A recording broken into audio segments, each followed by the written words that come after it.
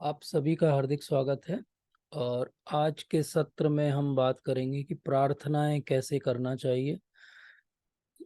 जो प्रार्थनाएं हमें मिली हैं उनको कैसे समझना चाहिए, और कलयुग में सबसे अच्छी प्रार्थना क्या होती है। अब ये हमने जो सोचा है वो ये सोचा है कि 2-3 सेशंस में हम इस पूरे टॉपिक को अच्छे से समझेंगे, क्योंकि प्रार्थना तो हम सब करते ही रहते हैं। तो प्रार्थना कैसे करें ये सीखने में हम सबकी रुचि भी रहेगी, ऐसा मुझे लगता है।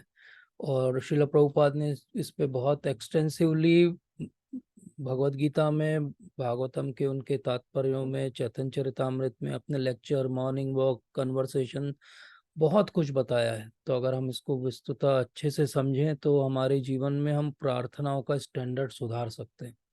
जैसे पिछले सत्र में जब हम पेरेंटिंग की बात कर रहे थे तो एक प्रश्न आया था कि हम बहुत दिन से हरि नाम कर रहे हैं लेकिन उसमें रस नहीं आ रहा, हमें ये समझ में नहीं आ रहा कि हमारी प्रोग्रेस हो रही कि नहीं हो रही। तो इस प्रश्न का उत्तर हमने कहा था कि अगले सत्र में हम विस्तार से इस प्रश्न का उत्तर ही देंगे। तो आज हम यही समझने का प्रयास करेंगे कि प्रार्थनाएं कैसी करें कि हमें समझ में आए कि हाँ, हमारी ग्रोथ हो रही है, हमारी प्रोग्रेस हो रही है। जैसे हम ये सत्र में भी आ रहे हैं तो सत्र कोई ले रहा है, बाकी सुन रहे हैं, इंटरेक्ट कर रहे हैं, लेकिन क्या इन सत्रों से सच में हमारे जीवन में प्रगति हो रही है? क्या सच में इससे कोई ऐसा ट्रांसफॉर्मेशन हो रहा है जैसा हम चाहते हैं कि हो जीवन में अपने? तो क्या वो हो रहा है, और अगर वो नहीं हो रहा है तो क्यों नहीं हो रहा है? इसको हम आज समझेंगे। और बड़ी इंटरेस्टिंग बात ये भी समझेंगे कि प्रार्थनाएं एक्चुअली कई प्रकार की होती हैं। हमको प्रार्थनाएं करना भी उतने अच्छे से नहीं आता है, और हमें प्रार्थनाओं का प्रकार तो मुझे लगता है किसी को भी ज़्यादा विस्तार से नहीं पता होगा। तो आज के सत्र में बहुत इंटरेस्टिंग होगा, क्योंकि हम बहुत सारी ऐसी चीज़ें भी डिस्कस करेंगे जो शायद आप पहली बार सुनेंगे। तो ध्यान से इस सत्र में बने रहिए। जैसा मैं हर बार रिक्वेस्ट करता हूँ, अपने पास भगवत गीता रखिए, एक पेन कॉपी रखिए, उसमें जो आपको अच्छा लगे प्रभुपाद की वाणी में उसको नोट करिए, क्योंकि जो लिखेंगे वही आपके साथ रहेगा। क्योंकि हो सकता है ये सत्र रिकॉर्ड हो पाए ना हो पाए, हो सकता है यूट्यूब पे डले ना डले, हो सकता है आपके पास कभी जीवन में अगली बार समय मिले ना मिले इस टॉपिक पे पढ़ने सुनने के लिए। तो क्यों ना हम आज ही जब सुन रहे हैं तभी हम अपने काम के 2-4 टेक होम मैसेज लिख लें, तो हमारे काम आएंगे। हम मोबाइल पे भी नोट पैड पे उसको नोट कर सकते हैं। जिस मोबाइल पे हम सुन रहे हैं उस पे भी हम नोट पैड पे नोट कर सकते हैं। हम उसको पेपर पेन लेके कॉपी में, डायरी में भी लिख सकते हैं। तो हम उसको हेडिंग भी दे सकते हैं कि हम अगली बार जब प्रेयर पे कहीं सुने श्रील प्रभुपाद से, तो हम इस टॉपिक में 5 पॉइंट हमने आज लिखे थे, तो हम अगली बार 6वां पॉइंट लिख सकते हैं। इस प्रकार से हमारा भी ज्ञान का वर्धन होगा, हमारा कॉन्सेप्ट भी उस टॉपिक को लेके और क्लियर होता जाएगा। हम इनफैक्ट उसमें अपने क्वेश्चंस भी लिख सकते हैं कि ये हमारे अभी क्वेश्चन जो हैं वो क्लियर नहीं हुए। तो इससे हम सबको भी सहायता हो सकती है। आप कोई प्रश्न पूछें तो हो सकता है कि हम सब भी उससे कोई बहुत कुछ सीख जाएं। तो प्रश्न पूछिए, इंटरेक्टिव रहिए, और ये सोचिए कि प्रार्थना के बारे में आपको क्या क्या आता है, सब कुछ याद कर लीजिए अभी जब सत्र आरंभ हो रहा है, और फिर हम देखते हैं कि क्या हमने आज नया सीखा। तो आप सभी का स्वागत, आप सभी को दंडवत प्रणाम, और आप सभी से कृपा की याचना, क्योंकि ये टॉपिक लेने का मैं कोई अधिकारी नहीं हूँ, लेकिन एक सेवा मिली है तो मैं अपनी तरफ से अच्छे से आप सब लोगों को संतुष्ट करने का प्रयास करूंगा। और मैं ये सोच के ये सेवा कर रहा हूँ कि मुझे भी प्रार्थना के बारे में कुछ नहीं पता है, तो शिल प्रभुपाद हमें जो कुछ बताएंगे हम अपने जीवन में उसको उतारेंगे। तो प्रभुपाद ने जो हम आज का श्लोक लेंगे 9.34, जिसके माध्यम से समझेंगे उसके तात्पर्य में, और शिल प्रभुपाद ने न्यूयॉर्क में 1966 में एक लेक्चर लिया है, और उसके बाद में 1976 में उन्होंने फ्रांस में एक लेक्चर लिया है। तो काफ़ी कुछ बातें उन्होंने हमें समझाई हैं।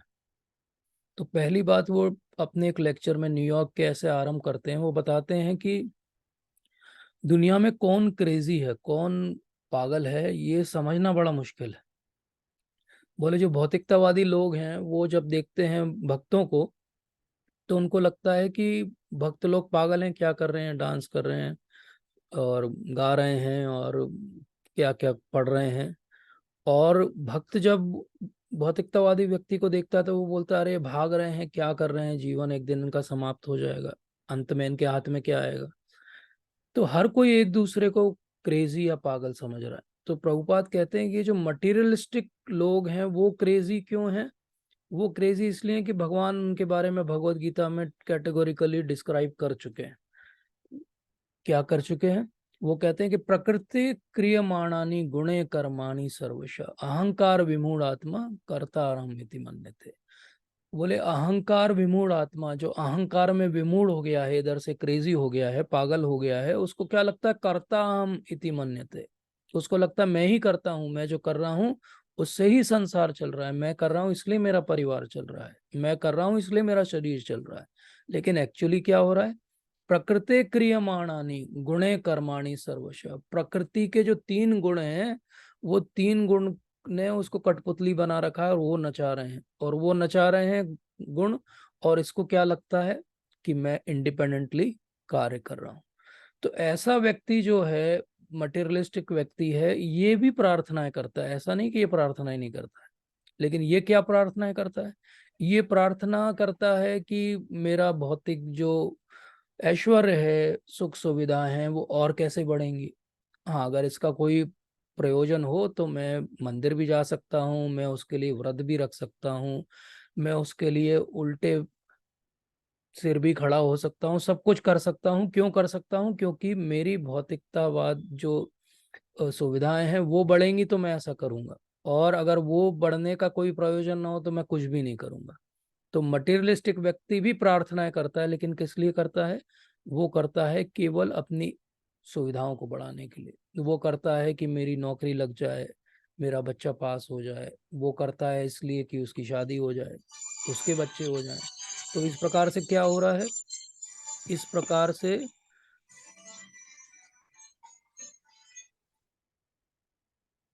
मटेरियलिस्टिक या भौतिकतावादी व्यक्ति जो है वो इन्हीं चीजों में फंसा हुआ है। वो क्या मांग रहा है? वो भगवान से सोना मांग सकता है, वो जमीन मांग सकता है, वो अपने लिए सुख सुविधाएं मांग सकता है। इससे ऊपर के लेवल के लोग जो हैं वो भी प्रार्थना करते हैं, लेकिन वो किस लिए प्रार्थना करते हैं? वो प्रार्थना करते हैं कि हम यहाँ संसार से त्रस्त हो गए हैं, और क्योंकि हम संसार से त्रस्त हो गए तो हम क्या चाहते हैं? हम इस संसार से छुटकारा चाहते हैं। तो इस संसार से छुटकारा बोले कैसे मिलेगा? बोले मैं एक आत्मा हूँ, और मैं अगर परमात्मा में विलीन हो जाऊंगा तो मेरा जो अस्तित्व है वो समाप्त हो जाएगा, और मेरा अस्तित्व समाप्त हो जाएगा तो मैं हमेशा के लिए सच्चिदानंद स्वरूप हो जाऊंगा। और इस प्रकार से जो मायावादी व्यक्ति है वो भी प्रार्थना करता है, लेकिन वो किस लिए प्रार्थना करता है? वो प्रार्थना करता है कि किसी प्रकार से वो यहाँ से छूट जाए। तो भौतिकतावादी व्यक्ति का आकर्षण प्रार्थना करने में क्या है? कि मेरा यहीं पे जो चीज है वो जमा रहे अच्छे से। जो दूसरा व्यक्ति है जो त्रस्त आ गया है यहाँ पे, समझ गया है कि ये तो दुखालयम अशाश्वतम है, वो क्यों प्रार्थना कर रहा है कि मैं यहाँ से छूट जाऊं। इसके बीच की कैटेगरी के लोग भी हैं, उनको ये समझ में आ जाता है कि यहाँ पे तो एंजॉयमेंट नहीं है, तो धरती पे तो नहीं है, लेकिन स्वर्ग में जाएंगे तो शायद एंजॉयमेंट प्रचुर मात्रा में मिले। तो वो क्या करता है? वो देवताओं की पूजा करता है, वो कर्मकांड करता है। तो वो भी प्रार्थनाएं कर रहा है, लेकिन वो किस लिए प्रार्थना कर रहा है? वो इसलिए प्रार्थना कर रहा है कि मैं यहाँ से छूटूं, मुझे वॉइड में नहीं जाना है, इम्पर्सनलिस्ट नहीं बनना है, मैं बीच में रुक जाऊं, मेरी गाड़ी बीच के स्टेशन पे रुक जाए, जिसको कहते हैं स्वर्ग। और मैं स्वर्ग में हजारों साल तक एंजॉय करूं। उसके लिए मैं यज्ञ करूंगा, प्रार्थनाएं करूंगा, देवताओं को प्रसन्न करूंगा, सब कुछ करूंगा। तो इस प्रकार से हम देखते हैं कि तीन कैटेगरी के लोग प्रार्थनाएं कर रहे हैं। एक भौतिकतावादी व्यक्ति प्रार्थना कर रहा है यहीं पे बने रहने के लिए, सुविधाएं बढ़ाने के लिए। एक उससे जो थोड़ा इंटेलिजेंट है वो प्रार्थना कर रहा है यहाँ से छूटूं, स्वर्ग चला जाऊं, कर्मकांडी व्यक्ति है वो। और एक उससे ऊपर का व्यक्ति है जो ये सोचता है कि यहाँ सबसे छूट के मैं अपने अस्तित्व को ही समाप्त कर लूं, अपना स्पिरिचुअल सुसाइड कर लूं, इससे अच्छा कुछ नहीं हो सकता। तो वो भी प्रार्थना करता है, लेकिन वो कहाँ जाना चाहता है? वो नल और वॉइड में जाना चाहता है, बस वो वहीं पे सब चीजें समाप्त करना चाहता है। अब जो भौतिकतावादी व्यक्ति है, चाहे वो सो कॉल्ड इम्पर्सनलिस्ट है, जब वो प्रार्थनाएं करता है या स्वर्ग में जाने के लिए भी कोई प्रार्थनाएं करता है, तो ये कैसी प्रार्थनाएं हैं? इन तीनों में उनको शाश्वत जो है वो कोई वस्तु नहीं मिलती है। क्योंकि भौतिकतावादी व्यक्ति को कुछ मिल भी जाएगा प्रार्थनाओं से तो क्षणिक के समय के लिए रहेगा, जब संसार ही समाप्त हो जाएगा, उसका जीवन ही समाप्त हो जाएगा, तो जो मिला है वो भी समाप्त हो जाएगा।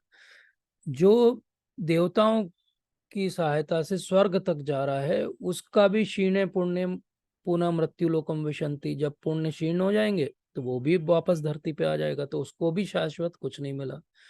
जिसने स्पिरिचुअल सुसाइड किया ये सोच के कि अब तो मैं अपना अस्तित्व ही समाप्त कर लूंगा और भगवान में विलीन हो जाऊंगा, वो भी जब वहां पहुंचा तो उसको पता चला कि यहाँ भी एक्चुअली फाइनल रेस्टिंग प्लेस तो नहीं है, यहाँ से भी वापस नीचे गिरना पड़ेगा।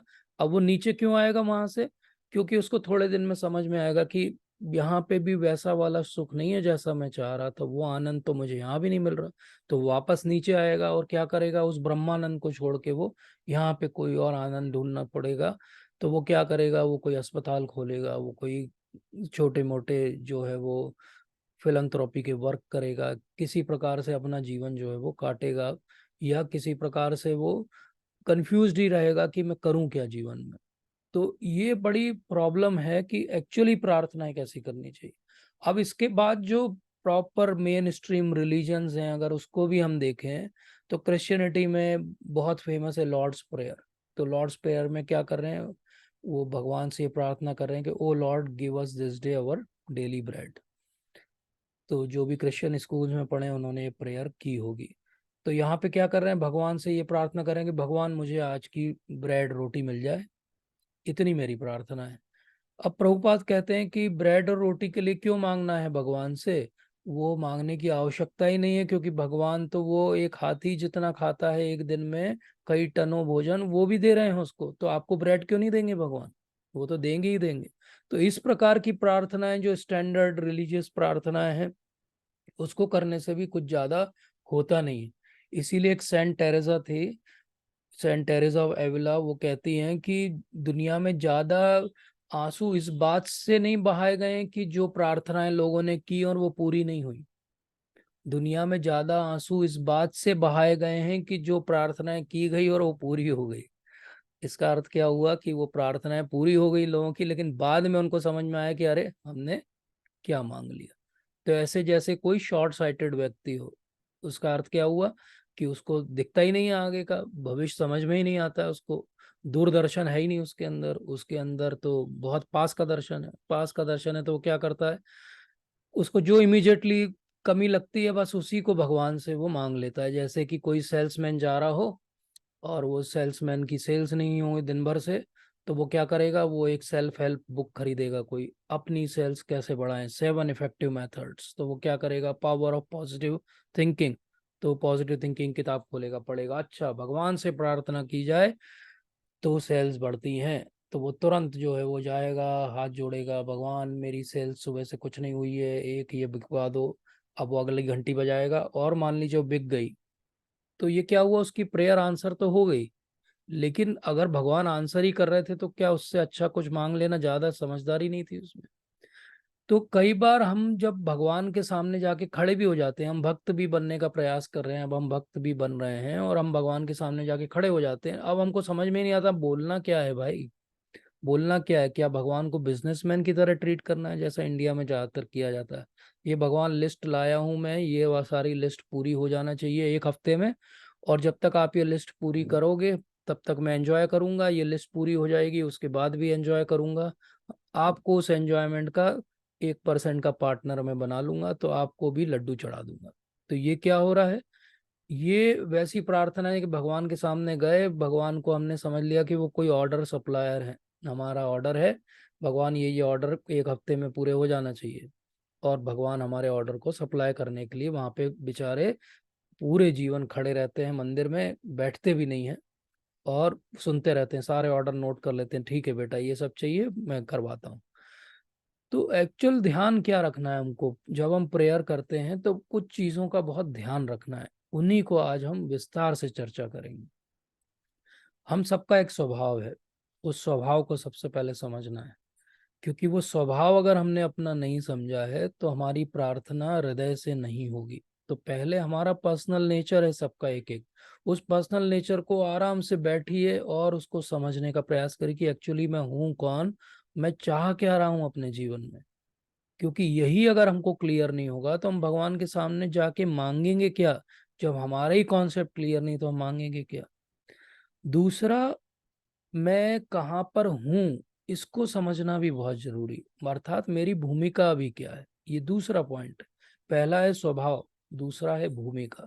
अर्थात मेरा आज कॉन्सेप्ट क्या है, क्या मैं गृहस्थ हूँ, क्या मैं ब्रह्मचारी हूँ, क्या मैं सन्यासी हूँ, मैं क्या हूँ, वो डिफाइन करना। क्या मेरा वर्ण आश्रम है और उस आधार पे मेरी भूमिका क्या है, इसको भी समझना बहुत जरूरी। तो एक हो गया मेरा अंदर का नेचर, इननेट नेचर। एक हो गया मेरा एक्सटर्नल एनवायरनमेंट ने दिया हुआ रोल जो मुझे निभाना है, ड्यूटी जो मुझे करना है।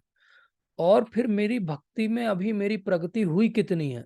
आजकल क्योंकि कोई सिस्टमेटिकली भक्ति सीखता नहीं है, इसलिए व्यक्ति को यही समझ में नहीं आता कि तीसरी बात जो सबसे महत्वपूर्ण है वो है अधिकार। हमारा अधिकार है कितना, क्या हम भगवान के पास जाके कर सकते हैं, कैसे हम भगवान से रेसिप्रोकेट कर सकते हैं, कितना हमको रेसिप्रोकेशन अलाउड है।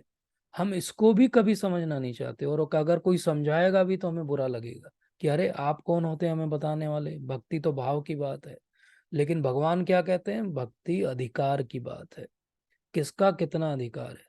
तो लोग क्या करते हैं, गोपियों की कहानी पढ़ी और बोले बस अगली गोपी हम ही हैं, तो बस हम गोपी की तरह भगवान से बिहेव करेंगे। या हम वात्सल्य के भाव में बिल्कुल यशोदा माता को भी मात दे देंगे, तो हम अपने लड्डू गोपाल को सब जगह लेके घूमेंगे। और अब ये क्या बोनाफाइड तरीका है डीटी से डील करने का, क्या ये सही तरीका है, क्या इसी प्रकार से प्रार्थनाएं होनी चाहिए। तो हमको हमेशा प्रार्थना अगर समझनी है तो गुरु शिष्य परंपरा से समझनी पड़ेगी। नहीं तो होगा क्या, एक सिंपल सा उदाहरण शिल प्रभुपाद बार बार देते हैं कि राजा के पास कोई जाए और राजा उससे किसी कारण से प्रसन्न हो जाए। मान लो क्रेजी राजा हो, वो उसका नाम ही सुन के बोले अरे वाह क्या बढ़िया नाम रखा आपके पिताजी ने, हम आपसे बहुत प्रसन्न हैं, बोलो क्या चाहिए, जो मांगोगे वो देंगे। और वो व्यक्ति क्या बोले हाथ जोड़ के, हे राजा थैंक यू सो मच, आपको मेरा नाम पसंद आया, ऐसा करिए वो आपके पास में वो अगरबत्ती जल रही थी वहां की जो राख है ना, उसकी एक चुटकी राख दे दीजिए मुझे। तो प्रभुपाद कहते हैं कि भगवान के पास जाके भौतिक वस्तुओं को मांगना ऐसा ही है जैसे राजा के पास जब वो सब कुछ देने को तैयार है एक चुटकी राख मांगना। भगवान के लिए ये सब भौतिकतावादी वस्तुएं राख से ज्यादा बढ़ के नहीं। इसीलिए हम कैसी प्रार्थना करें इसको समझने के लिए सबसे पहले ये समझें कि भक्ति की डेफिनेशन क्या है। क्योंकि जब उत्तम भक्ति क्या होती है इसको ही नहीं समझेंगे तो हमारी प्रार्थनाओं का स्तर भी ऊपर नहीं हो पाएगा। तो उत्तम भक्ति क्या होती है, उत्तम भक्ति होती है अन्य अभिलाषितम शून्यम ज्ञान कर्म अनावृतम अनुकूल्यन कृष्ण अनुशीलनम भक्तिरुत्तम। तो उत्तम भक्ति क्या है, अन्य अभिलाषितम शून्यम, अन्य अभिलाषितम शून्यम, अन्य अभिलाषितम शून्यम। इसका अर्थ क्या हुआ, अन्य अर्थात कोई और, अभिलाषा से शून्य होना पड़ेगा। भक्ति के अलावा कोई और अभिलाषा अगर हमारे अंदर है तो वो उत्तम भक्ति की श्रेणी में नहीं आएगा। ज्ञान कर्म आदि अनावृतम, इसका अर्थ क्या हुआ, ज्ञान और कर्म से हमको अनावृत हटना पड़ेगा, केवल भक्ति में स्थापित करना पड़ेगा अपने आप को। इसको कहते हैं अनन्य भक्ति। और क्या करना पड़ेगा, अनुकूल्यन कृष्ण अनुशीलनम, जो भक्ति के लिए अनुकूल है उसके अलावा सब कुछ छोड़ना पड़ेगा। अपने डिजायर्स, प्रॉफिट के, अपने एंडेवर्स, अपने फिलोसॉफिकल स्पेकुलेशंस, जो भी भक्ति में आड़े आते हैं वो सब छोड़ने पड़ेंगे। इसको कहते हैं उत्तम भक्ति, अन्य अभिलाषितम शून्यम ज्ञान कर्मादि अनावृतम। अब ये स्तर है उत्तम भक्ति का, और ये ही स्तर होगा उत्तम प्रार्थना करने का। तो हमको ये जरूर याद रखना है कि हमारा अधिकार अभी उत्तम भक्ति का नहीं है, लेकिन हमारा एक्चुअली विजन तो उत्तम भक्ति का हो। कम से कम हमारी आज की प्रार्थनाएं तो उत्तम भक्ति के लिए हो। इसलिए श्रीमद् भागवतम में कहा जाता है कि चाहो तो आप भगवान को कैसे भी प्रार्थना कर सकते हो, अकामो सर्व कामो व मोक्ष कामा उदारती त्रिवेण भक्ति योगेन यजेत पुरुषम पर।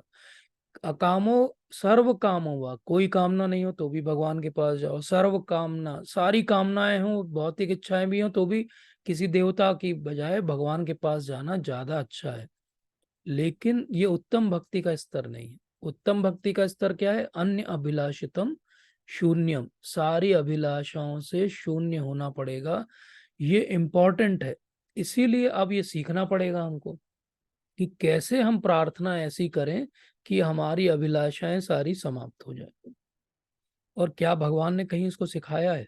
तो इसी बात को अब हम विस्तार से आगे समझते हैं। तो भगवान ने भगवत गीता में एक ही श्लोक है जो 2 बार बोला है। 700 श्लोक में एक ही श्लोक है जो 2 बार रिपीट हुआ। कोई मुझे बताएगा वो श्लोक कौन सा है? 9.34 हरे कृष्ण प्रभु जी यस, बोलो from and repeated. 9.34 and 18.65। Very good Prabhu ji, you are reading very nicely, very nicely. किसी को याद है ये श्लोक? भगवत गीता किसी के सामने है? 9.34, 18.65। भगवान ने एक ही श्लोक 2 बार बोला, थोड़ा सा लास्ट में चेंज करके। क्यों बोला उसको हम डिस्कस करेंगे, पर इतनी बात तो लॉजिक से समझ में आती है कि बड़ा इंपॉर्टेंट होगा इसलिए बोला। अगर अनइम्पॉर्टेंट होता तो 2 बार तो नहीं बोलते। 700 श्लोक, लड़ाई होने वाली है बिल्कुल, अर्जुन जो है दुखी बैठे हुए हैं, और ऐसे में भगवान को कहाँ टाइम है कि वो एक श्लोक को 2 बार बोले। तो अगर उन्होंने बोला तो उसके पीछे कोई ना कोई रीजन होगा। तो उस रीजन को हम समझेंगे, और हम ये भी समझेंगे कि इस श्लोक से भगवान कैसे हमको सिखाते हैं कि कैसे भक्ति हमें करनी चाहिए। तो नीलिमा मैडम ने हैंड रेस किया है। जी मैडम।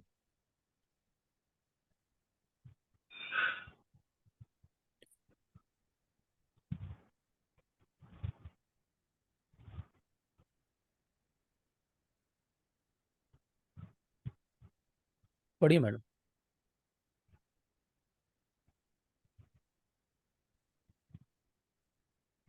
हेलो। जी मैडम, पढ़िए।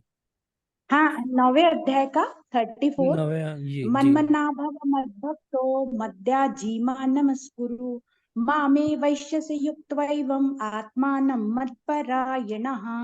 थैंक और यू। 18th है, जी। 18th अध्याय का 65th 65th। है। Yes.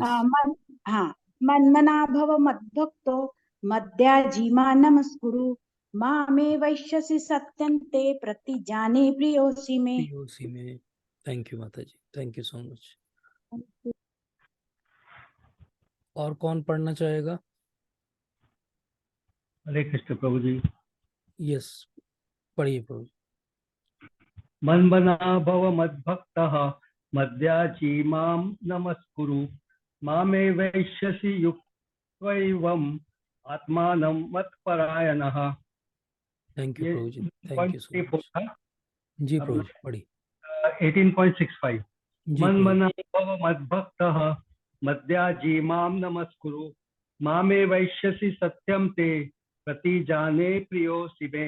Hare Krishna thank Prabhu you जी। प्रभु जी। और कौन पढ़ेगा? हरे कृष्ण प्रभु जी। जी माता दंडवत जी, प्रणाम। पढ़िए। जी, दंडवत प्रणाम। मन्मना भव मद्भक्तो मद्याजुमा नमस्कुरु मामे वैश्यसि युक्त्वैवम् आत्मानं मत्परायण। 9.34। मन्मना भव मद्भक्तो मद्याजिमां नमस्कुरु मामे वैश्यसि सत्यं ते प्रतिजाने प्रियोऽसि मे। Thank you. 9.65।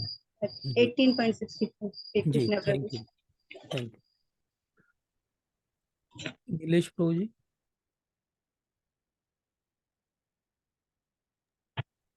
हरे कृष्ण प्रभु जी।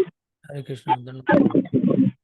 मना 9.34 मना भव मद्भक्तो मद्याजी मां नमस्कुरु मामे वैश्यसि युक्त्वैवम् मत्परायणः। 18.65 मना भव मद्भक्तो मद्याजी मामे वैश्यसि सत्यं ते प्रतिजाने प्रियोऽसि। थैंक यू प्रभु ji, thank you so much. माता जी आप पढ़ेंगे? हैंड रेज है आपका। जी प्रभु जी, हरे कृष्णा प्रभु जी। हरे कृष्ण, दंडवत प्रणाम माता जी। 9.34 में है, मन मना भव मद्भक्तो मद्याजी माम नमस्कुरु मामे वैश्यसि सत्युक्तमेवं आत्मानं मत्परायणः। और 65 में है, 18.65 में भी, मन मना भव मद्भक्तो मद्याजी माम नमस्कुरु मामे वैश्यसि सत्यं ते प्रतिजाने प्रियोऽसि मे। थैंक यू हरे माता जी, थैंक यू सो मच। हरे कृष्णा। कोई हिंदी में दोनों के अर्थ पढ़ना चाहेगा? मैं रिक्वेस्ट करूंगा जिन्होंने अभी तक नहीं पढ़ा है कभी भी, अगर वो पढ़ना चाहें। हरे कृष्ण प्रभु जी। हरे कृष्ण जी। प्रभु जी पढ़िए प्लीज। प्रभु जी, जो हिंदी हिंदी में के जो अर्थ अनुवाद में श्रील प्रभुपाद ने दिया है जी। अपने प्रभु जी 9.34 का, जी प्रभु। अपने मन को मेरे नित्य चिंतन में लगाओ, मेरे भक्त बनो, मुझे नमस्कार करो और मेरी ही पूजा करो। इस प्रकार मुझ में पूर्णतः तल्लीन होने पर तुम निश्चित रूप से मुझको प्राप्त होगे।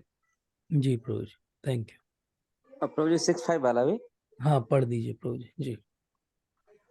हरे कृष्ण। हरे कृष्ण। सदैव मेरा चिंतन करो, मेरे भक्त बनो, मेरी पूजा करो और मुझे नमस्कार करो। इस प्रकार तुम निश्चित रूप से मेरे पास आओगे। मैं तुम्हें वचन देता हूँ, क्योंकि तुम मेरे परम प्रिय मित्र हो। हरे कृष्ण। हरे कृष्णा, थैंक यू प्रभु जी। तो भगवान यहाँ पे बहुत ही बड़ी बात कह रहे हैं। ये भगवान का प्रॉमिस है। भगवान ने पूरी भगवत गीता में ये एक वचन दिया है। अदरवाइज उन्होंने अर्जुन को बोल दिया था, कौन्तेय प्रतिजानी न मे भक्ता प्रणश्यति। उस समय उन्होंने क्या कहा था, कौन्तेय तुम बता दो दुनिया को कि मेरे भक्त का विनाश नहीं होता। ऐसा क्यों कहा था उस समय? क्योंकि लोगों को इनकी बात पे विश्वास कई बार भगवान की बात पे नहीं होता है, क्योंकि उन्होंने बाल लीला ऐसी ऐसी की हैं कि लोगों को डाउट बना रहता है। तो उन्होंने बोला भक्त पे तो डाउट नहीं होगा, इसलिए भक्त हो तुम डिक्लेयर करो ये बात। लेकिन यहाँ पे जब बात आई तो भगवान से रहा नहीं गया। भगवान ने खुद ही प्रॉमिस कर दिया। भगवान ने बोला मैं ही कर देता हूँ प्रॉमिस कि अगर तुम ये 3 काम करोगे तो तुम मेरे पास आ जाओगे, इसमें कोई डाउट नहीं है, क्योंकि तुम मेरे मित्र हो। तो पॉइंट यहाँ क्या है, एक भगवान का और अर्जुन का एक रिलेशनशिप है। तो ऐसा ही अगर हमारा कोई रिलेशनशिप होगा किसी रस में, और अगर हम ये 3 कार्य उस रस में रहते होके करेंगे, तो हम भी भगवान के पास चले जाएंगे। तो ये बहुत बड़ा प्रॉमिस है भगवान का। और ये एक तरह से ये जो श्लोक है ये पूरा सार है। इसको ऐसे समझाया गया कि हम सब ने वो श्लोक सुना है जब आदि शंकराचार्य ने भगवत गीता के महात्म्य में बोला था। और उन्होंने कहा था कि सारे सर्व उपनिषदों दोग्धा गोपाल नंदन। तो सारे उपनिषद अगर गाय के जैसे हैं और उसके दोहने वाले कौन हैं? वो गोपाल हैं, भगवान श्री कृष्ण हैं। तो सारे उपनिषद सारे वेद का सार कहाँ पर है? भगवत गीता में। अब भगवत गीता में कितने अध्याय हैं? 18 अध्याय हैं। तो 6 + 6 + 6, तो 6 हो गई ऊपर की लेयर सैंडविच की, 6 हो गई नीचे की लेयर जो लास्ट के 6 चैप्टर हैं, और बीच के जो 6 हैं वो फिलिंग है सैंडविच की। वो बीच के चैप्टर हैं जो सबसे महत्वपूर्ण है, क्योंकि वो भक्ति योग के बारे में बता रहे हैं। अब ये जो बीच के चैप्टर 6 चैप्टर हैं, उसमें बीच में आता है 9th चैप्टर, सबसे गोपनीय ज्ञान। और उस 9th चैप्टर का जो पराकाष्ठा है वो लास्ट श्लोक है उसका, 9.34। तो इसका अर्थ क्या हुआ?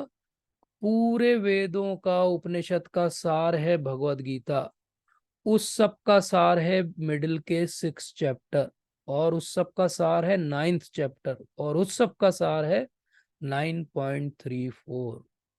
तो आज जो हम बात कर रहे हैं, ऐसा समझिए कि आज के एक सत्र में हमने सारे उपनिषद सारे वेद पढ़ लिए, हमने सारे शास्त्रों का निचोड़ समझ लिया। अगर हमने इस एक श्लोक को समझ लिया, अगर इस एक श्लोक को हम अपने जीवन में उतार पाए, या इसको एक टेम्पलेट मॉडल बना पाए कि क्या मैं भक्त हूं, तो मैं इस श्लोक से अपने आप को चेक करूंगा। क्या मेरी भक्ति ठीक चल रही है?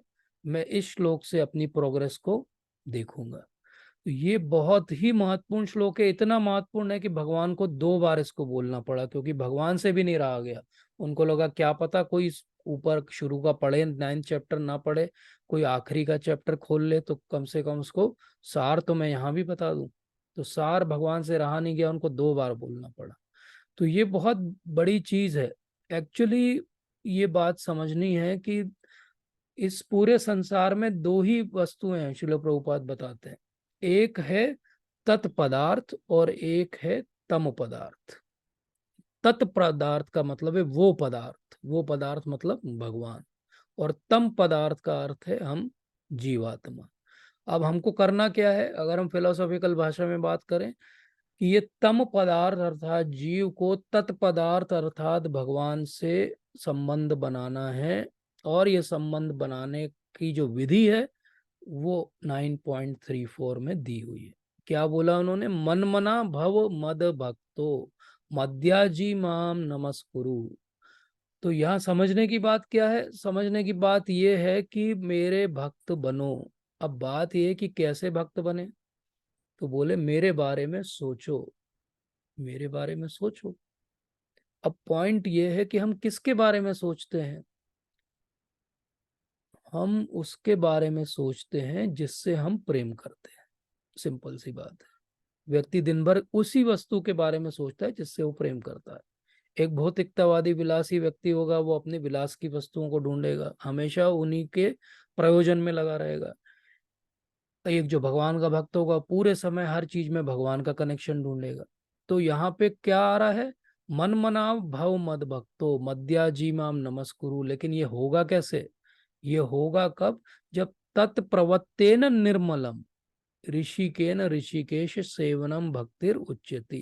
जब तत्प्रवत्तेन निर्मलम मतलब कि वो जो कनेक्शन है हमारा, वो जो कनेक्शन है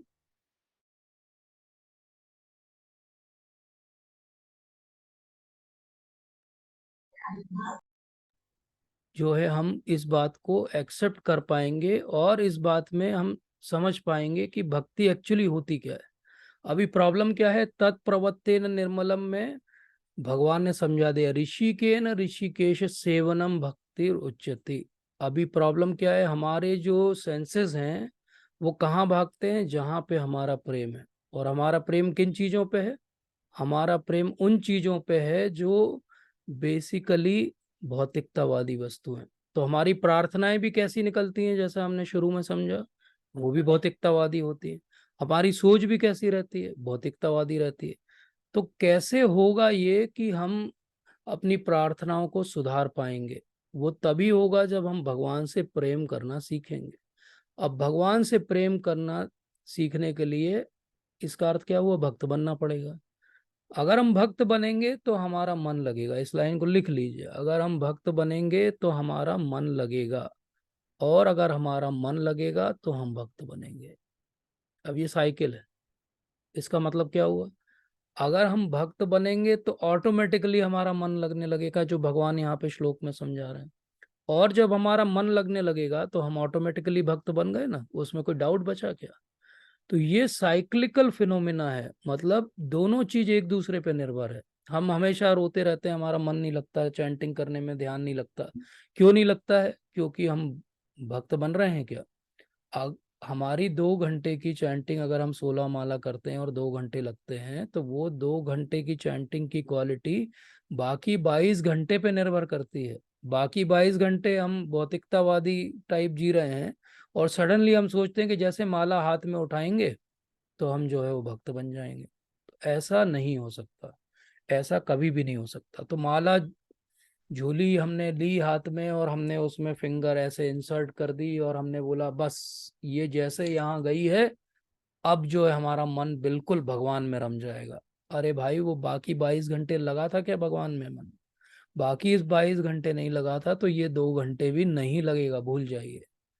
इसीलिए कई बार लोग सोचते हैं कि माला झोली जो है, या अंदर जो माला है इसके, जैसे बच्चे रहते हैं ना, बच्चों की टॉय गन रहती है, बच्चों के पास टॉय गन रहती है। वो टॉय गन बड़ी ऐसी ओरिजिनल टाइप ही दिखती है आजकल, जो नई नई टॉय गन्स आती हैं, और टॉय गन चलती भी है, धमाका भी करती है।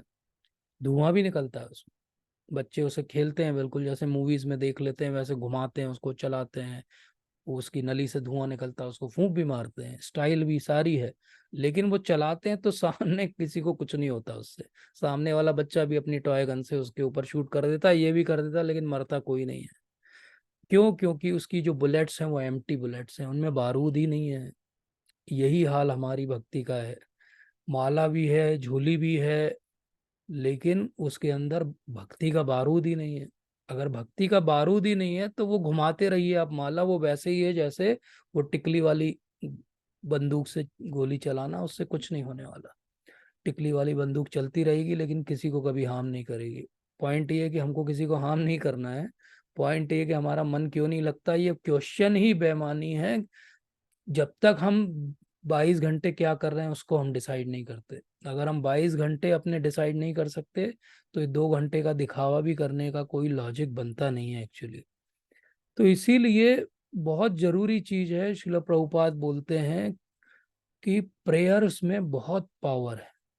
तो हम क्या प्रेयर करें? हम तो सबसे पहले यही प्रेयर करें अभी भगवान से, भगवान मेरे 24 घंटे क्या भक्ति में बीत सकते हैं?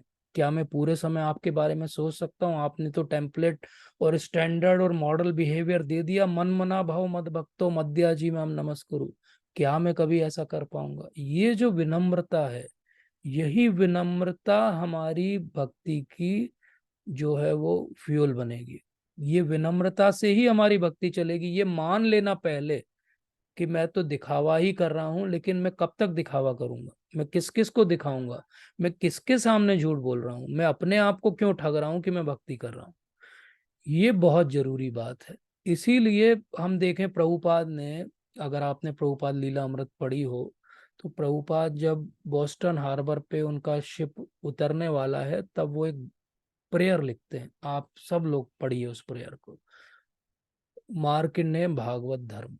उस प्रेयर में वो क्या लिखते हैं? वो कहते हैं कि भगवान आपने मुझे यहाँ भेज तो दिया है, लेकिन मेरी कोई क्वालिफिकेशन नहीं। आपने मेरा नाम भी दे दिया भक्ति वेदांत, लेकिन मेरे अंदर ना भक्ति है और ना मुझे वेदों का ज्ञान है। और फिर ये लोग जिनको ऐसी क्लिष्ट अंग्रेजी, और मेरी अंग्रेजी बिल्कुल बंगाली एसेंट वाली, क्या इनको मेरी अंग्रेजी समझ में आएगी?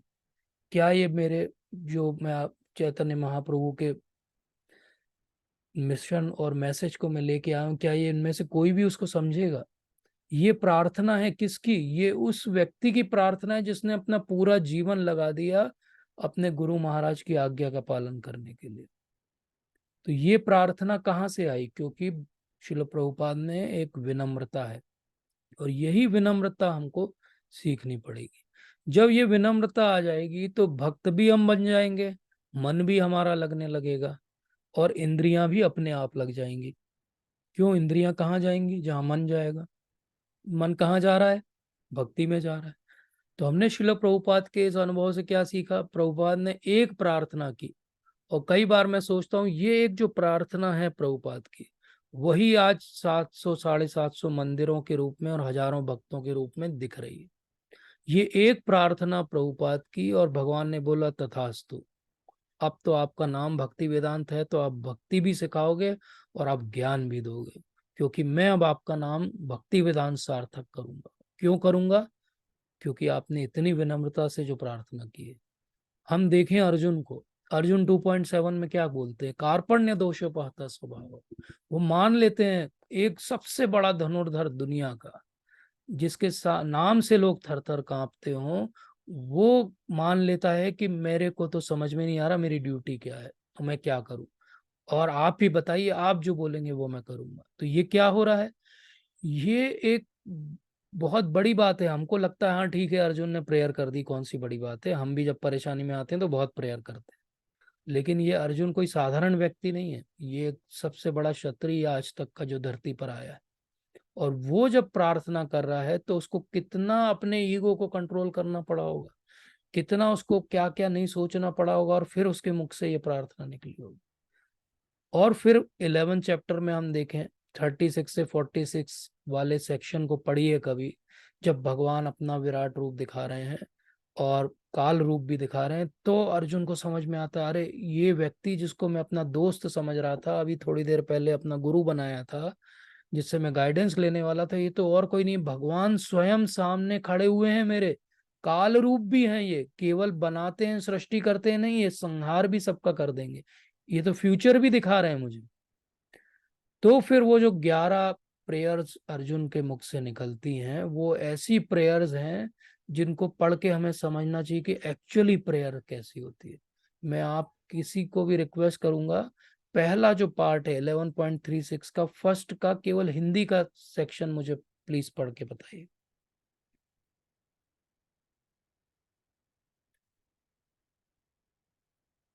इलेवन 11.36 हिंदी में जो मीनिंग लिखा है शिला प्रभुपाद ने। जी प्रभु जी पढ़ूं? जी हरे पढ़िए। कृष्णा प्रभु जी। जी माता जी आप पढ़िए। जी प्रभु जी। अर्जुन ने कहा, हे ऋषिकेश, आपके नाम के श्रवण से संसार हर्षित होता है और सभी लोग आपके प्रति अनुरक्त होते हैं। यद्यपि सिद्ध पुरुष आपको नमस्कार करते हैं, किंतु अनुगण भयभीत हैं और इधर उधर भाग रहे हैं। यह ठीक ही हुआ है। हरे कृष्णा। थैंक यू माता जी, थैंक यू। अब आप देखिए, this is the spontaneous prayer which is coming out from Arjun. ये कोई रिहर्स डायलॉग नहीं है जो लिख के दिया है किसी ने और बोलना है, बोले अर्जुन तुमको अगला डायलॉग ये बोलना है। ये स्पॉन्टेनियस प्रेयर है। तो प्रेयर में दूसरी क्वालिटी क्या होनी चाहिए? पहली होना चाहिए ह्यूमिलिटी, जो हमने श्रील प्रभुपाद से सीखी। दूसरी क्वालिटी होना चाहिए स्पॉन्टिनिटी। स्पॉन्टिनिटी कहाँ से आएगी? जो हम पहले ही चर्चा कर चुके हैं। जब आप समझेंगे कि मेरा नेचर क्या है, मेरा ऑब्लिगेशन इस सोसाइटी पे क्या है, और मेरा अधिकार क्षेत्र क्या है, ये 3 चीजें डिसाइड करेंगी कि मेरी प्रार्थना की स्पॉन्टिनिटी क्या होगी। इसका अर्थ क्या हुआ? आज हम ये प्रार्थना नहीं कर सकते कि भगवान रासलीला में एंट्री पास दिलवाइए। ये प्रार्थना हम नहीं कर सकते, ना हमारा अधिकार है, ना हम अभी उस स्तर पे हैं। तो हमारी प्रार्थना क्या होनी चाहिए? हे भगवान मेरा ध्यान तो लग जाए नाम जप में, ये हमारी प्रार्थना होनी चाहिए। तो ये वाला जो सेक्शन है आगे का भी 36 से 46 एंड बियॉन्ड, उसको जब भी समय मिले आजकल में कृपया आप लोग पढ़िए। अब हम सीखते हैं चैतन्य महाप्रभु से। चैतन्य महाप्रभु क्या सिखाते हैं? चैतन्य महाप्रभु ने जब शिक्षाष्टकम की रचना की तो उन्होंने एक श्लोक बोला, न धनम न जनम न सुंदरिम कविताम वा जगदीश कामय मम जन्मनि जन्मनीश्वरे। तो अब क्या कह रहे हैं चैतन्य महाप्रभु? न धनम न जनम न सुंदरिम, ये अगला पार्ट है। न धन के लिए प्रार्थना करिए, न फॉलोअर्स के लिए प्रार्थना करिए, न सुख सुविधाओं के लिए प्रार्थना करिए। प्रार्थना किस लिए करिए? कि जन्म जन्मांतर तक मैं केवल आपका ही दास बना रहूं। अब इसको टेक्निकली समझना चाहिए कि चैतन्य महाप्रभु के बहुत सारे जन्म नहीं होने वाले हैं, वो तो स्वयं भगवान है, लेकिन वो हमारे लिए कह रहे हैं ये बात। नहीं तो कोई व्यक्ति ये प्रश्न उठा सकता है, अरे जन्म जन्म होने वाला है महाप्रभु का बार बार, अर्थात वो भी जीवात्मा है। नहीं, वो जीवात्मा नहीं है, वो हमारे लिए प्रेयर कर रहा है। तो अगला पार्ट क्या आता है? प्रार्थना करना सीखना है तो हमको टेम्पलेट को कॉपी पेस्ट जैसे हम करते हैं हर जीवन के हर क्षेत्र में, यहाँ भी करना चाहिए, यहाँ ज्यादा करना चाहिए। इसका अर्थ क्या हुआ? भागवतम खोलना चाहिए। अभी हमने देखा अर्जुन ने कितनी अच्छी प्रेयर की। भागवतम खोलेंगे तो भागवतम पूरी केवल प्रेयर से भरी हुई। फर्स्ट कैंटो में देखिए कुंती महारानी कितनी सुंदर प्रेयर करती है। कुंती महारानी की प्रेयर क्या कह रही है?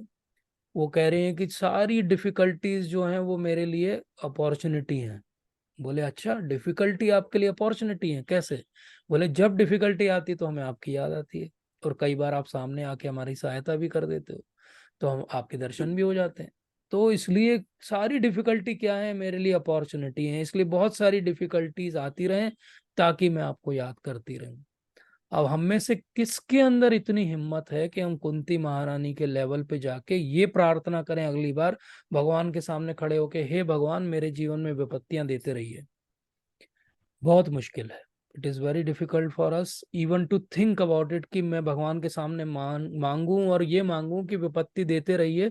और कहीं भगवान ने आज तक तो शायद सुना नहीं मेरा, लेकिन ये बात सुन ली तो, और उन्होंने बोल दिया ठीक है चलो 3 2 1 डिफिकल्टीज चालू हो गई आपके जीवन में, तो आप क्या करेंगे? इसलिए बहुत मुश्किल है, लेकिन ये तो हम इनसे सीख ही सकते हैं कि जब डिफिकल्टी आए तब भी तो हम भगवान को याद नहीं करते। कम से कम इतना तो सीख लें कि जब डिफिकल्टी तो आनी है, दुखालय मां शाश्वतम में हमारे प्रारब्धों से कम उस समय हम भगवान पे निर्भर होते हैं कि हम अपने धन बल पे निर्भर होते हैं, हम अपनी पहचान पे निर्भर होते हैं, हम किस बात का संबल लेते हैं जब हम परेशानी में रहते हैं।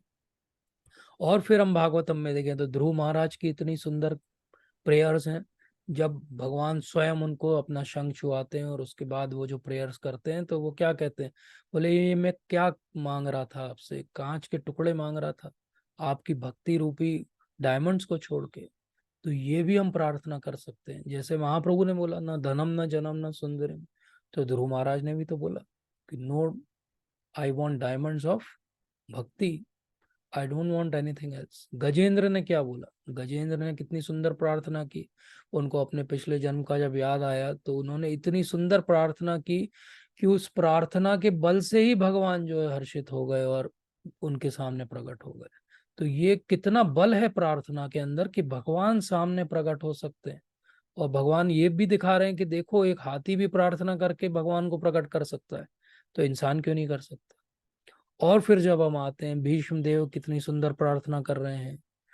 अगर आप लोगों ने वृत्रासुर का और चित्रकेतु महाराज की कथा पढ़ी हो भागवतम में, तो वृत्रासुर कितनी सुंदर प्रेयर्स करते हैं भगवान के सामने। और फिर सब भक्तों की पराकाष्ठा जो है गोपियां हैं, और वो जब 10th कैंटो में गोपी गीत में प्रेयर्स करती हैं तो कितनी सुंदर करती हैं।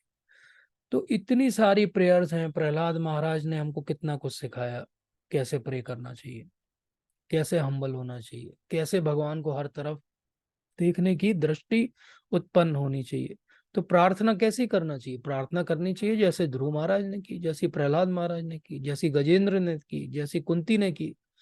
इतने सारे तो एग्जाम्पल हैं, प्रार्थनाओं से भरे हुए हैं एग्जाम्पल। अभी तो हमने बहुत सारे नाम नहीं लिए, ब्रह्मा जी ने की, इंद्र ने की, सारे देवताओं ने की, गर्भ में स्तुति की, भगवान जब वापस जाने वाले हैं तब उनकी स्तुति हो रही है। पूरे भागवतम केवल प्रार्थना ही है और कुछ भी नहीं। और उसी बीच में जब प्रहलाद महाराज कहते हैं कि 9 प्रोसेसेस एंड डिवोशन सर्विस की, तो उसमें से एक वो कहते हैं वंदनम। ये प्रार्थना करना एक्चुअली वंदनम ही है टेक्निकली। तो हम जब बोलते हैं मन मना भव मद भक्तो मद्याजी माम नमस्कुरु, तो हम क्या कर रहे हैं, हम ये वंदनम ही करना सीख रहे हैं। तो भगवान क्या कह रहे हैं, अगर तुम वंदनम भी करना सीख जाओ, और ये भी छोड़ो, इन तीनों में से कोई एक चीज भी सीख जाओ, या तो मेरे भक्त बन जाओ, मुझे नमस्कार कर लो, अपना सब कुछ मुझे अर्पित कर दो, कोई एक काम भी कर दोगे तो उतने से भी मैं जो है वो प्रसन्न हो जाऊंगा। तो अगर प्रार्थनाओं में हमको ध्यान देना हो तो हमारी 2 बातें बहुत महत्वपूर्ण है। एक हमारा कंटेंट क्या है प्रार्थना का, और एक हमारा इंटेंट क्या है प्रार्थना का। कंटेंट कहाँ से आएगा, भागवतम से आएगा, शुद्ध भक्तों से आएगा, श्रील प्रभुपाद से आएगा। इंटेंट कहाँ से आएगा, इंटेंशन हमको अपना सुधारना पड़ेगा। इंटेंशन हमारा क्या होना चाहिए, हमारा इतना ही इंटेंशन हो जाए कि मेरी प्रार्थना से श्रील प्रभुपाद क्या प्रसन्न होंगे। तो जब भी हम अगली बार भगवान के सामने खड़े होकर कुछ मांगे तो ये सोचे कि प्रभुपाद पीछे खड़े होकर सुन रहे हैं। अब बोलिए आप क्या मांगते हैं भगवान से। अब आपकी हिम्मत होगी कि प्रभुपाद सामने खड़े हों आपके, और आप मांगे प्रभुपाद भगवान थोड़ा सा भौतिकतावादी सुख चाहिए था, क्या करेंगे प्रभुपाद आपका। तो इसलिए बहुत ध्यान से समझना चाहिए कि प्रार्थना करना एक आर्ट है, एक साइंस है, एक बात है जिसको सीखना पड़ेगी। प्रार्थना करना वो हम स्कूल की असेंबली में खड़े होकर सीख लिए उतने भर से बात नहीं बनेगी। तो इसीलिए हमारे वैष्णव समाज में, इवन क्रिश्चियनिटी में प्रेयर्स की टाइप्स हैं। क्रिश्चियनिटी में भी there are 10 types of prayers, लेकिन वो बहुत ही ज्यादातर भौतिकतावादी बातों को मांगने के लिए ही हैं वो प्रेयर्स। लेकिन जो वैष्णव लिटरेचर है, अगर आप पुराण पढ़ोगे, पद्म पुराण में है ये, और ये नेक्टर ऑफ डिवोशन के अंदर भी है, तो प्रेयर्स की टाइप्स दी हुई हैं उन्होंने। तो प्रेयर्स की कई टाइप्स होती हैं, जैसे सम प्रार्थनात्मिका प्रेयर्स होती हैं, और फिर मन शिक्षा भी एक प्रकार की प्रेयर होती है। फिर उसके बाद में विलापमिका प्रेयर्स होती हैं, जब आप विलाप करके प्रेयर कर रहे हो। एक तरह की प्रेयर्स होती हैं जिनको कहते हैं वैष्णव महिमा प्रकाशिका प्रेयर्स। इसका अर्थ क्या है? किसी वैष्णव को लीजिए और उनकी महिमा गाइए भगवान के सामने, इसको कहते हैं वैष्णव महिमा प्रकाशिका प्रेयर। और श्री गुरु वैष्णव विज्ञप्ति रूप भी प्रेयर होती है। इसमें क्या करते हैं, वो किसी गुरु महाराज की अपने या उनके इमीडिएट वैष्णव जो हैं उनकी विज्ञप्ति करते हैं कि हे वैष्णव, हमें भी वैसी भक्ति दीजिए जैसी आपके पास। जैसे अगर आप में से किसी ने ओहे वैष्णव ठाकुर भजन सुना हो, तो वो कैसा प्रेयर है? वो गुरु वैष्णव को हम विज्ञप्ति दे रहे हैं। श्रीधाम वास लिप्सित्मिका प्रेयर भी होती है। इसमें क्या कर रहे हैं? हम श्री धाम में, भगवान के धाम में वास करना चाहते हैं, ये हमारी इच्छा है। ये जब हम भगवान के सामने प्रकट करते हैं तो इसको कहते हैं श्री धाम वास की इप्सिता प्रेयर। फिर साधक देह लालसा प्रेयर भी होती है और सिद्ध देह लालसामयी प्रेयर भी होती है। इनमें क्या कर रहे हैं हम अगर साधन भक्ति कर रहे हैं तो हम भगवान से प्रार्थना कर रहे हैं हमारी साधन भक्ति अच्छे से चले। हम साधन भक्ति के ऊपर के स्तर पे हैं तो हम सिद्ध देह की प्रार्थना कर रहे हैं। आक्षेप बोधिका प्रेयर होती है कि बहुत ज्यादा दुखी हूं मैं कि मैं इस संसार में क्यों गिर गया हूं, मैं यहाँ से बाहर निकलना चाहता हूँ। इसको कहते हैं आक्षेप बोधिका प्रेयर।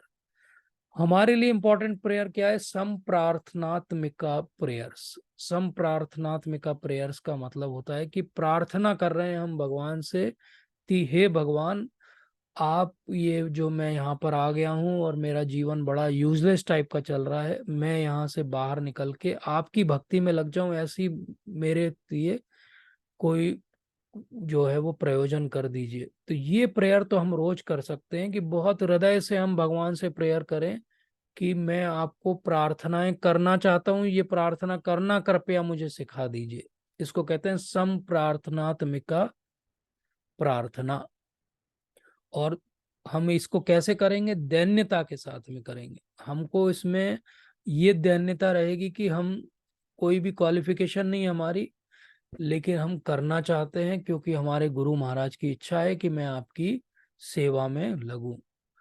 तो ये प्रार्थना करना, महाप्रभु, अगर आप चैतन्य चरितामृत पढ़ें तो महाप्रभु कहते हैं कि करना क्या है। बोले इतना ही बोलना है भगवान के सामने खड़े होके कि हे भगवान, आज के इस दिन से मैं आपका हूँ। बस इतनी सी बात बोल के महाप्रभु मध्य लीला में अपनी बात को समाप्त कर देते हैं। वो कहते हैं कि हे भगवान, आज से मैं आपका हूँ। बस बोले इतनी प्रेयर करनी चाहिए। बोले इसमें अपने आप क्या क्या आ गया? अपने आप इसमें पूरी शरणागति आ गई और इसमें पूरी तरीके से प्रार्थना का जो स्तर होना चाहिए वो भी आ गया। तो ये कितनी ब्यूटीफुल बात है। भगवान ये कह रहे हैं कि इतनी सी बात बोलो, भगवान के सामने खड़े हो, और महाप्रभु कहते हैं कि हे भगवान, आज से मैं आपका हूँ।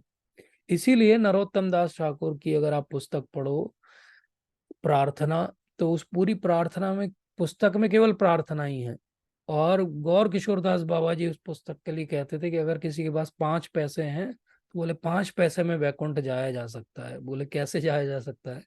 बोले प्रार्थना पुस्तक खरीदो, जाओ किताब की दुकान पे, 5 पैसे की आती है, और बैठ के बोले वो प्रार्थना करो जो नरोत्तम दास ठाकुर ने की।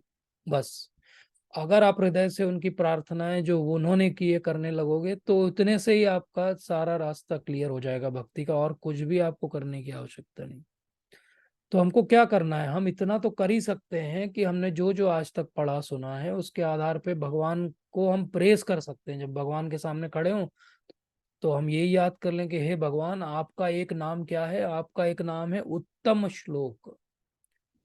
उत्तम श्लोक का अर्थ होता है कि जिनको उत्तम श्लोकों के द्वारा स्तुति की जाती है। तो बोले आप उत्तम श्लोक हैं, लेकिन मुझे तो कोई श्लोक बोलना नहीं आता है, तो मुझे ऐसी बुद्धि दीजिए कि मैं ये आपकी प्रार्थना ऐसी कर पाऊं कि आपको संतुष्टि मिले। अब यह प्रार्थना भी हम इसलिए नहीं कर रहे हैं कि बढ़िया मैंने लिटरल कोई चीज तैयार कर दी है तो उसको पढ़ के मुझे लगे वाह कितना बढ़िया प्रार्थना लिखता हूं मैं। ऐसा नहीं है। हमको क्या करना है? भगवान मुझे कुछ नहीं आता है, आप बताइए कि कैसे करना है। अब आप पढ़िए कभी गोपीनाथ प्रेयर जो भक्ति विनोद ठाकुर महाराज ने लिखी। वो क्या कहते हैं? गोपीनाथ मम निवेदन सुनो, विषयी दुर्जन सदा काम रख, कुछ नहीं मोरा गुण। तो क्या कह रहे हैं वो कह रहे हैं कि गोपीनाथ मेरा निवेदन सुन लीजिए, मैं विषयों में रत हूं, मैं दुर्जन व्यक्ति हूं, मुझ में कोई गुण नहीं है, लेकिन मेरी बात तो सुन लीजिए। अब ये कौन कह रहा है? भक्ति विनोद ठाकुर महाराज कह रहे हैं, जो नित्य सिद्ध भगवान के भक्त हैं और जिन्होंने 100 से ज्यादा पुस्तकों की रचना कर दी, इतना वैष्णविज्म का प्रचार कर दिया, लेकिन वो प्रार्थना क्या कर रहे हैं? गोपीनाथ मम निवेदन सुन, विषयी दुर्जन सदा कामरत, किछु नहीं मोरा गुण। वो क्या कह रहे हैं कि तुम ही तो ठाकुर, तुम्हारा कुकुर। वो ये प्रार्थना कर रहे हैं कि भगवान आप ठाकुर हैं, मैं आपका कुकुर हूँ, कुत्ता हूँ, ऐसा करो कि आप मुझे ना आपके गेट पे बांध देना। तो बोले अच्छा, गेट पे बांध देंगे तो क्या? बोले आपके यहाँ भक्त आएंगे, वो जो भोजन प्रसाद लेंगे, उसके बाद जो बचेगा वो मेरे को डाल देना, तो वो मैं खा लूंगा। बोले और क्या करोगे? बोले ऐसा करूंगा कि जो भी भक्त आएंगे ना, तो उनको मैं आगे जाके उनका स्वागत करूंगा, उनके सामने नृत्य करूंगा, पूंछ हिलाऊंगा, उनको आपके गेट तक लेकर आऊंगा। बोले अच्छा और क्या करोगे? बोले अगर कोई गलत व्यक्ति घुसने की कोशिश करेगा ना, तो उसके पास जाऊंगा, उसको भौंकूंगा, उसको डराऊंगा, उसको भगा दूंगा। अब ये है भक्ति विनोद ठाकुर महाराज का भाव प्रार्थना करते हुए। वो कहते हैं सर्वस्व तुम्हारे चरण सौंपिया, सब कुछ जो मेरा है मैंने आपके चरणों में सौंप दिया। कभी उनकी शरणागति पुस्तक पढ़िए भक्ति विनोद ठाकुर महाराज की, कभी प्रार्थना पढ़िए नरोत्तम दास ठाकुर की, तो हमें स्तर समझ में आएगा कि वैष्णविज्म में प्रेयर्स का स्तर क्या है। वो इतना हाई लेवल है कि हम तो अभी कहीं भी नहीं है उस सब के। इसीलिए महाप्रभु जब आते हैं तो वो, जब हम देखते हैं झारखंड में अकेले लगभग जाते हैं वो एक व्यक्ति को लेके, या साउथ इंडिया यात्रा में जाते हैं, तो वो पूरे समय प्रार्थना करते हुए जाते हैं। वो हमेशा प्रार्थना करते हुए जाते हैं कि हे कृष्ण हे राम, मुझे बचाते रहना, मुझे प्रोटेक्ट करके रखना, पाही माम। क्यों कर रहे हैं? वो तो स्वयं भगवान है, उनको किसी से डर है क्या? लेकिन वो क्यों ऐसी प्रार्थना कर रहे हैं? क्योंकि एक्चुअली वही स्तर है कि हमें हमेशा डर लगना चाहिए, हमें हमेशा डर लगना चाहिए, ये सबसे इम्पोर्टेंट बात है। और ये आज का टेक होम मैसेज भी है। प्रार्थना कब निकलेगी मुंह से? जब हमें डर लगेगा, जब हमें ये डर लग जाए कि क्या पता ये मेरी आखिरी प्रार्थना हो, क्या पता मैं कल का सूरज देखूंगा कि नहीं देखूंगा, क्या पता कल मेरी बोलने की बुद्धि बचेगी कि नहीं, क्या पता कोई एक दिन ऐसा तो नहीं हो जाएगा कि वो मेरी लास्ट जो है प्रेयर हो जाएगी। तो कौन सी प्रेयर हमारी लास्ट प्रेयर हो जाएगी? पदम पदम यत विपदम, इस संसार के अंदर हर कदम पे विपदा है, कभी भी कुछ भी हो सकता है। अगर हम इस बात को याद रख लें तो कोई मुश्किल काम नहीं है प्रार्थना मुंह से निकलना। प्रार्थना क्यों नहीं निकलती? क्योंकि हम कंफर्ट जोन में, हमको लगता है सब बढ़िया चल रहा है, अभी सालों ऐसा ही चलेगा। लेकिन किसी को नहीं पता है कि सालों चलेगा कि नहीं चलेगा, कब एकदम से क्या पलट जाएगा, हमको नहीं पता है। इसलिए बहुत ध्यान रखें, और अगर इस बात को याद रख लें तो प्रार्थना अपने आप अच्छी निकलेगी कि आज मैं आपके सामने खड़ा हूं भगवान, क्या पता कल खड़ा हो पाऊं ना हो पाऊं, क्या पता आज आप बुद्धि दे रहे हो प्रार्थना करने की, बुद्धि भी तो आप ही दे रहे हो, क्या पता कल आप बुद्धि दो नहीं दो, बुद्धि फिर जाए मेरी, मैं भक्ति से बाहर हो जाऊं, क्या पता मुझे ऐसा कोई रोग हो जाए, बोलना छूट जाए, मेरा समझना छूट जाए, क्या पता मेरा जीवन ही छूट जाए। तो अगर ये आखिरी है प्रार्थना, तो सोचिए, अगर आप सबको एक होमवर्क कर सकते हैं कि एक पेज लीजिए और लिखिए आज कि अगर मेरी आखिरी प्रार्थना हो तो मैं क्या प्रार्थना करूंगा भगवान से, मेरी लास्ट प्रेयर क्या होगी भगवान से। और इसको हम डिस्कस करेंगे अगले सेशन में कि लास्ट प्रेयर क्या हो सकती है किसी की। आपको अगर एनोनिमस रहना है तो आप अलग से मुझे भेज दीजिए, मैं आपका नाम नहीं लूंगा, लेकिन एक ऑनेस्ट प्रयास करिए। अगर भक्ति में आगे बढ़ना है तो ऑनेस्टी बहुत जरूरी है। एक ऑनेस्ट प्रयास करिए कि क्या मेरे मुंह से निकलता है स्पॉन्टेनियसली, अगर मैं ये सोचता हूँ कि ये मेरी लास्ट प्रेयर है अगर, तो मैं, क्या मेरे अंदर विनम्रता है, क्या मेरे अंदर भय है, क्या मेरे अंदर भगवान से लगाव है, क्या है जो लास्ट प्रार्थना में मेरे मुख से निकलेगा। और क्योंकि वो लास्ट प्रार्थना किसी भी दिन, किसी भी क्षण, किसी के साथ भी, और हमेशा हर किसी के साथ एक ना एक फाइनली तो होगी होगी। इसलिए बहुत इंपॉर्टेंट बात है कि हम भक्ति में आ तो रहे हैं, लेकिन भक्ति में बने रहें और प्रगति करें, तो हमें अच्छी प्रार्थना करना सीखना पड़ेगा। तो जो मैंने आपको मेंशन किया था, न्यूयॉर्क में 1966 में श्रील प्रभुपाद ने लेक्चर लिया 9.34 पे। उस लेक्चर को एक बार कृपया करके जरूर सुनिए, और उसका लास्ट लाइन तो सुनिए अगर आपके पास समय नहीं है। लास्ट में प्रभुपाद ने बहुत ही परफेक्ट बात बोली है, और बढ़िया एक फॉर्मूला ही बोल दिया, ऐसे बोल दिया बस प्रभुपाद ने, आप ध्यान से सुनेंगे तो आपको समझ में आएगा। और वो लास्ट की बात लाइन क्या है उनकी, बोले जहां प्रेम होगा, फर्स्ट चीज उन्होंने बोली, जहां प्रेम होगा, जहां रिस्पेक्ट होगा, और जहां डेजिग्नेटेड ड्यूटी होगी, ये तीनों जब होगी, उसको कहते हैं भक्ति और सही रूप से की हुई प्रार्थना। तो क्या क्या 3 बातें बोली उन्होंने, प्रेम होना चाहिए, केवल प्रेम से बात नहीं बनेगी, रिस्पेक्ट भी होना चाहिए, और केवल रिस्पेक्ट से बात नहीं बनेगी, बहुत प्रेम है भगवान से हमारा, बहुत हम रिस्पेक्ट भी करते हैं भगवान को, लेकिन उनके लिए कोई सेवा नहीं करते, उनके लिए कभी कुछ सोचते नहीं है, उनके भक्तों के लिए कुछ नहीं सोचते हैं, तो क्या हो गया, ये डिवोशन नहीं कहलाएगा। प्रभुपाद की डेफिनेशन डिवोशन की बहुत सिंपल है, इस लेक्चर में लास्ट में प्रभुपाद ने दी है, love with respect and designated duty. जब तीनों बातें होती है तो उसको कहा जाता है भक्ति, उसको कहा जाता है क्वालिटी डिवोशन, उसको कहा जाता है सच में हृदय से निकली हुई प्रार्थना। जब तक ये बात नहीं है तब तक हमारी प्रार्थना जो है वो पूरी तरीके से हमें ना फल देगी, ना हमें सेटिस्फेक्शन देगी। इसीलिए हमने देखा प्रभुपाद की एक प्रेयर ने आज भी इतने लोगों का जीवन बदलती जा रही है, और इतने लोगों का जीवन बदला है। क्यों ऐसा है? क्योंकि उनकी प्रेयर में पावर था। तो क्या हमारी प्रेयर में पावर है? क्या हमारी प्रेयर ने हमें भी बदला है? किसी और को तो छोड़ दीजिए। तो आज से हम यही प्रयास करेंगे, जब हम प्रार्थना करें तो इन सब बातों का ध्यान रखें, हम दैन्य भी रहें, हम भगवान से ही प्रार्थना करें कि आप हमें प्रार्थना करना सिखाओ। हम महान भक्तों से, भागवतम से सीखें कि प्रार्थना किस प्रकार से की जाती है। हम ये समझें कि स्पॉन्टेनियस डिवोशन कैसे हृदय से बाहर आता है, तब हम इस श्लोक को एक्चुअली जी रहे हैं। अन्यथा ये श्लोक याद कर लेने भर से कोई बहुत असर हमारे जीवन में नहीं पड़ने वाला। तो आप सभी का बहुत बहुत धन्यवाद। और ये जो सब बातें मैंने बोली, ये मैंने अपने लिए बोली हैं। आप सब लोग महान भक्त हैं, और आप में से अगर किसी को इससे कोई भी ठेस पहुंची हो तो मैं उसके लिए क्षमा प्रार्थी हूँ।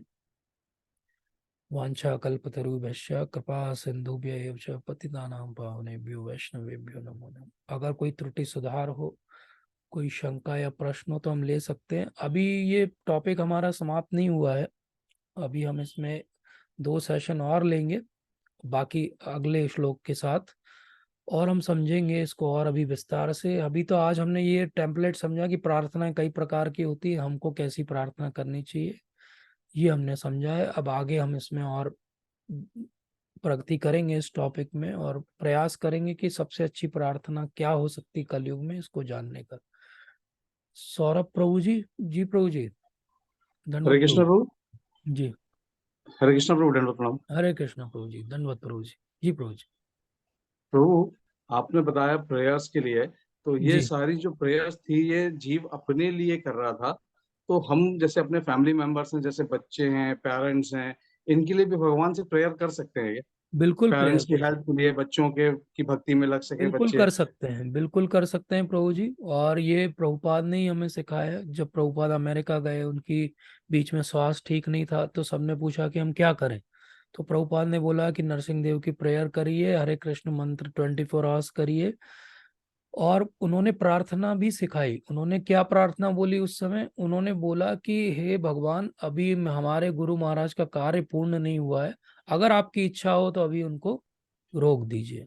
और वो प्रेयर का असर हुआ, और प्रभुपाद धरती पर रहे अगले 8 इयर्स। तो इस प्रकार से हम देखते हैं कि प्रभुपाद ने सिखाया। उन्होंने ये नहीं बोला कि हमारे गुरु महाराज को रोक लीजिए, उन्होंने क्या बोला कि भगवान अगर आपकी इच्छा हो।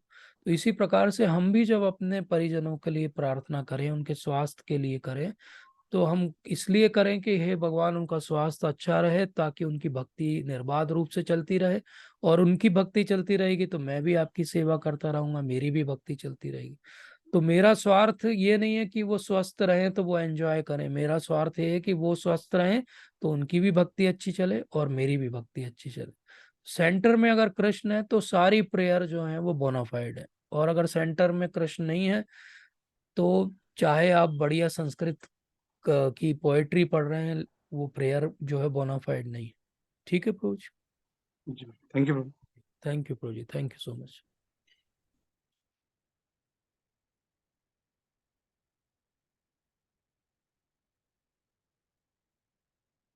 तो एक और बात जो हम आज करना चाहते थे वो ये था कि हम ये जो भी सत्र ले रहे हैं, इस सत्र में आप लोगों को क्या कोई शंका है, कोई और टॉपिक है जो आप चाहते हैं, या हम इसमें से कुछ सत्रों को ऑफलाइन करना चाहते हैं ताकि हमारा इंटरेक्शन और अच्छा हो और हम एक्चुअली वहीं पे स्टक ना रह जाएं। जैसे साक्षी केशव प्रभु जी से मेरी बातचीत हो रही थी तो उन्होंने कहा कि ऐसा ना हो कि ऑनलाइन ऑनलाइन तो वहीं रह जाए व्यक्ति, उसके ऊपर कैसे बढ़ेगा। तो भक्ति में और ऊपर बढ़ने के लिए हमारे पास आश्रय ग्रुप्स हैं जो कि जबलपुर में बहुत स्थानों पर संचालित हैं, वीक में एक बार। तो आप में से जो भी किसी आश्रय ग्रुप से अगर जुड़ना चाहते हैं तो मैं अपना नंबर आपको दे रहा हूँ, मेरा नंबर नोट कर लीजिए। इस नंबर पे आप मैसेज कर दीजिए तो हम आपको रिस्पेक्टिव जो भी आश्रय लीडर्स हैं उनके कांटेक्ट में कर देंगे, और फिर आगे वो आपसे कांटेक्ट करके आपको आश्रय ग्रुप का हिस्सा बना सकते हैं। तो मैं अपना नंबर यहाँ पे टाइप कर देता हूँ सबके लिए, तो everybody can see this number. And also we want feedback from you, हम आपसे फीडबैक चाहते हैं कि जो भी सत्र हो रहा है उसमें आपको क्या अच्छा लगा और क्या आपको अच्छा नहीं लगा, वो भी बताइए हमें, ताकि हम उस आधार पे इन सत्रों में बदलाव कर सकें। और आपको कोई अगर स्पेसिफिक टॉपिक पे डाउट है या चाहते हैं कि वो टॉपिक अगला लिया जाए तो वो भी आप हमें भेज सकते हैं, ताकि हम आगे के टॉपिक उस हिसाब से प्लान करेंगे। हमारी केवल एक ही इच्छा है और एक ही भावना है सेवा की, कि आप लोग संतुष्ट रहें और आपको लगे कि हमने ये जो 1 घंटा दिया अपना सैटरडे का, ये वेस्ट नहीं गया। क्योंकि मुझे बिल्कुल भी अच्छा नहीं लगेगा कि हम आपको केवल बोर करते रहें, या हम आपको ऐसी बातें बताते रहें जो शायद आपको पहले से पता है, या फिर ऐसी बात बताते रहें जो समझ में ही ना आए। तो मैं इसीलिए प्रयास हमेशा ये करता हूँ कि एक बैलेंस टाइप का रहे, कि कोई बिल्कुल नया व्यक्ति हो उसको भी बात समझ में आए, और जो पढ़ रहा है उसको भी ऐसा ना लगे कि यहाँ आने का तो कोई लाभ नहीं है। तो इस प्रकार से आप इस नंबर पे हमें ये भी भेज सकते हैं जो मैंने आज कहा, कि अगर हमारी लास्ट प्रेयर हम प्लान करें अपने जीवन की तो वो क्या होगी। तो एक शॉर्ट प्रेयर आप भेज सकते हैं, हम आपका नाम नहीं शेयर करेंगे, आप उसमें ज़रूर नाम लिख दीजिए ताकि हम उसको सेव कर सकें, लेकिन हम उस नाम को शेयर नहीं करेंगे। हम एक जनरल डिस्कशन करेंगे कि ये भाव हमारा होना चाहिए या ये भाव नहीं होना चाहिए। तो ये मैं आप सबसे आग्रह करूंगा कि इस नंबर पे कृपया अपना भेज दीजिए डिटेल, और ये भी बता दीजिए कि आपको ये जो भी सत्र जैसे आज हुआ है तो इसका फीडबैक भी आप मुझे पर्सनली इस नंबर पे भेज सकते हैं, क्योंकि कई बार लोगों को लगता है व्हाट्सएप ग्रुप पे कुछ भी भेजना दे आर नॉट कंफर्टेबल। तो you can send it to on this number so that we know that what you liked, what you didn't like, so that we can serve you in a better way. पुनर्जन्म पे बिल्कुल हम एक session ले सकते हैं, मैंने बहुत पहले एक सेशन लिया भी था बट वो ऑफलाइन सेशन था, बट हम एक ऑनलाइन बिल्कुल सेशन ले सकते हैं। Very nice topic, thank you. और बाकी मैंने नंबर दे दिया है तो आप उस पर डिटेल भेज सकते हैं। एक ये कुछ और आया है,